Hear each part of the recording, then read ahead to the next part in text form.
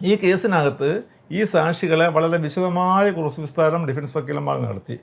പക്ഷേ ആവർത്തിച്ച് അടിവരയിട്ട് പറയാം, ഒരു വരിയിൽ പോലും ഈ സാക്ഷികളെ അവിശ്വസിക്കേണ്ടുന്ന ഒരു സ്റ്റേറ്റ്മെൻറ്റും ഈ സാക്ഷികളെ ഒന്നും ഭാഗത്തു നിന്നും ഉണ്ടായിരുന്നില്ല.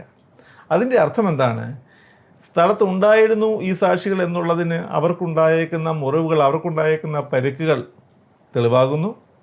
അവർ പറയുന്ന കാര്യങ്ങൾ ശരിയാണ് എന്ന് വരാൻ വേണ്ടി അവരെ ക്രോസ് വിസ്താരത്തിന്, വളരെ ദൈർഘ്യമേറിയ ക്രോസ് വിസ്താരത്തിന് വിധേയമായിട്ട് പോലും അവരുടെ ചീഫ് വിസ്താരത്തിൻ്റെ സ്റ്റേറ്റ്മെൻറ്റുകൾ കളവാണെന്ന് കാണിക്കാൻ പറ്റുന്ന ഒരു തെളിവും ഡിഫൻസ് വക്കീലന്മാർക്ക് അല്ലെങ്കിൽ പ്രതിഭാഗത്തിന് കോടതിക്ക് മുമ്പായി കൊണ്ടുവരാൻ സാധിച്ചിട്ടില്ല.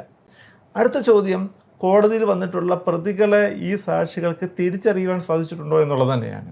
വളരെ രസകരമായ സംഗതി, ഈ കേസിൽ കോടതിയിൽ ഹാജരായിട്ടുള്ള 19 പ്രതികൾ ഒരേ വേഷവിധാനത്തോടുകൂടി, ഒരേ നിറമുള്ള മുണ്ട്, ഷർട്ട്, അതേപോലെയുള്ള മാസ്കുകൾ ഇതെല്ലാം ധരിച്ചുകൊണ്ട് കോടതിയിൽ എത്തിയിട്ടും ഈ കോടതിയിൽ തിരിച്ചറിയപ്പെടേണ്ട പ്രതികളെ എല്ലാവരെയും തന്നെ ഈ സാക്ഷികളെല്ലാം കൃത്യമായി തിരിച്ചറിയുകയും ചെയ്തു.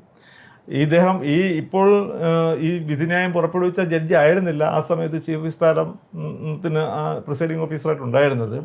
ആ സമയത്ത് ജഡ്ജ് അതിൽ എഴുതി വെക്കുകയും ചെയ്തിരുന്നു. ഒരേ വേഷത്തിലാണ് ഈ പ്രതികളെല്ലാം അവിടെ എത്തിയിട്ടുണ്ടെന്നുള്ളത് എഴുതി വെക്കുകയും ചെയ്തിട്ടുണ്ടായിരുന്നു. കോടതി ശ്രദ്ധിക്കുകയും ചെയ്തിരുന്നു. അപ്പോൾ അങ്ങനെ ആ ഐഡൻറ്റിഫിക്കേഷൻ കൃത്യമായി, നടന്ന സംഭവങ്ങളെക്കുറിച്ചുള്ള കൃത്യമായ വിവരണം അവർ കോടതിയിൽ ഈ സാക്ഷികൾ നൽകുകയും ചെയ്തു. അപ്പോൾ സ്വാഭാവികമായും കേസ് അവിടെ തെളിയിക്കപ്പെടുകയാണ്. ബാക്കിയുള്ളതെല്ലാം പുറകിനാണ് വരുന്നത്. ഇനി അടുത്തൊരു ചോദ്യം വരാൻ പോകുന്നത്, ഒരു കേസിൻ്റെ തുടക്കം എങ്ങനെയാണ്? ഒരു കേസിൻ്റെ തുടക്കം നമുക്ക് എല്ലാവർക്കും അറിയാം. പ്രഥമ വിവര മൊഴി എന്ന് പറയുന്ന ഫസ്റ്റ് ഇൻഫർമേഷൻ സ്റ്റേറ്റ്മെൻറ്റ് പോലീസിന് ഒരു സാക്ഷി, സംഭവം കണ്ട ഒരാൾ കൊടുക്കുമ്പോഴാണ് തുടങ്ങുന്നത്. പ്രോസിക്യൂഷൻ്റെ കേസ് അനുസരിച്ച് 10:45 വിശാലിന് കുത്തിയെടുക്കുന്ന സംഭവം ഉണ്ടാകുന്നത്. ഈ വിശാലിന് കുത്തിയെടുക്കുന്ന സംഭവത്തിനോടൊപ്പം തന്നെ കൂടെയുള്ള മറ്റ് സഹപാഠികൾക്കും അല്ലെങ്കിൽ സഹപ്രവർത്തകർക്കും കുത്തിയെടുക്കുന്നു. അവരെ ഉടൻ തന്നെ തൊട്ടടുത്തുള്ള ഒരു ഹോസ്പിറ്റലിലേക്ക് കൊണ്ടുപോകും. ചെറിയൻ മെമ്മോറിയൽ ഹോസ്പിറ്റൽ എന്ന് പറയുന്നത് തൊട്ടടുത്തൊരു ഹോസ്പിറ്റലിലേക്ക് കൊണ്ടുപോകുന്നു. വിശാലിനെ ചെങ്ങന്നൂർ താലൂക്ക് ഹോസ്പിറ്റലിലേക്കും കൊണ്ടുപോകുന്നു. അപ്പോൾ ചെറിയൻ മെമ്മോറിയൽ ഹോസ്പിറ്റലിലേക്ക് എത്തുന്ന ആദ്യത്തെ 2 സാക്ഷികൾ അല്ലെങ്കിൽ 2 കുട്ടികൾ, വിഷ്ണുപ്രസാദ്, ശ്രീജിത്ത് എന്ന് പറയുന്ന 2 കുട്ടികൾ, ഇവരുടെ ശാരീരികമായ അവസ്ഥ വളരെ മോശമാണ്. അവരെ അവിടെ അഡ്മിറ്റ് ചെയ്യുന്നു. ഇതറിഞ്ഞുകൊണ്ട് പോലീസ് ഉടൻ തന്നെ എത്തുകയാണ് ആ ഹോസ്പിറ്റലിൽ. 10:45 സംഭവം നടന്നു. 11:45 ആകുമ്പോഴേക്കും പോലീസ് ഈ പറയുന്ന ഹോസ്പിറ്റലിൽ എത്തുന്നു. ഹോസ്പിറ്റലിലെത്തി അവിടെ കണ്ട അതിനകത്ത് ശ്രീജിത്ത് യാതൊരു തരത്തിലും സംസാരിക്കാൻ സാധിക്കാത്ത അതീവ ഗുരുതരാവസ്ഥയിലായി. വിഷ്ണുപ്രസാദ് താരതമ്യേന സംസാരിക്കാൻ ഒക്കുന്ന സാഹചര്യത്തിലാണ്, എങ്കിലും അയാൾക്കും തലയ്ക്ക് പരിക്കേറ്റിട്ടുണ്ട്. അയാളോട് ആ സമയത്ത് കാര്യങ്ങൾ ചോദിക്കുന്നു. അയാൾ ആ സമയത്ത് വിവരങ്ങൾ പറഞ്ഞു കൊടുക്കുന്നു. അതിൽ ഈ കേസിലെ പ്രതികളിൽപ്പെട്ട ചിലരുടെ പേരുകൾ പോലും പ്രഥമ വിവരം ഒഴിക്കാത്ത ആ സാക്ഷി പറഞ്ഞു കൊടുക്കുന്നു.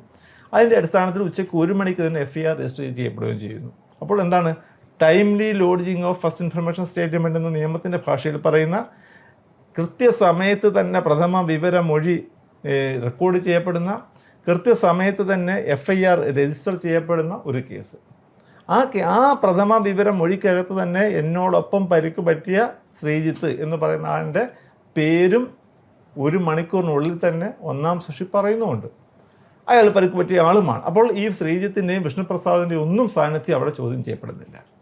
അങ്ങനത്തെ ഒരു കേസിനകത്ത് ഇത്രയ്ക്ക് വിശദമായ ഒരു അന്വേഷണത്തിൻ്റെ ഭാഗമായ അന്വേഷണം നടത്തി കുറ്റപത്രം കൊടുത്തൊരു കേസിനകത്ത് കോടതിയിൽ വന്ന് കൃത്യമായ രീതിയിൽ മൊഴി കൊടുത്തൊരു കേസിൽ ആ പ്രതികളെ മുഴുവൻ വെറുതെ വിടുന്ന ഒരു ജഡ്ജ്മെൻറ്റ് ഒരു കാരണവശാലും നിയമപരമായി നിലനിൽക്കുന്നതല്ല. ജഡ്ജിൽ എന്താണ് അങ്ങനെ ഒരു ഇൻഫറൻസിലേക്ക് എത്താൻ സാധിച്ചത് എന്നുള്ളത് ആ ജഡ്ജ്മെൻറ്റ് പരിശോധിച്ച ഒരുപാട് നിയമവിദഗ്ധർ, വളരെയേറെ നിയമവിദഗ്ധർ അതിൽ അത്ഭുതം പ്രകടിപ്പിച്ചിട്ടുണ്ട്. ഇതെന്താണ് ഈ കാണിച്ചു വെച്ചിരിക്കുന്നത് എന്നുള്ളതിനെക്കുറിച്ച്. പിന്നെ ജഡ്ജിന് അവർക്ക് അവരുടേതായ കാരണങ്ങളുണ്ടാകാം. അതിനെ നമ്മൾ ഉയർന്ന കോടതി തീർച്ചയായും ചലഞ്ച് ചെയ്യപ്പെടും. അപ്പീലുകൾ എന്തായാലും, വിക്ടിം അപ്പീലുകൾ എന്തായാലും ഫയൽ ചെയ്യപ്പെടുന്നുണ്ട്. സ്റ്റേറ്റ് അപ്പീലിനും പ്രോസിക്യൂഷൻ ഈ കേസിനകത്ത് ചെയ്യണം എന്നുള്ള ആവശ്യം ഉന്നയിച്ചിട്ടുണ്ട്.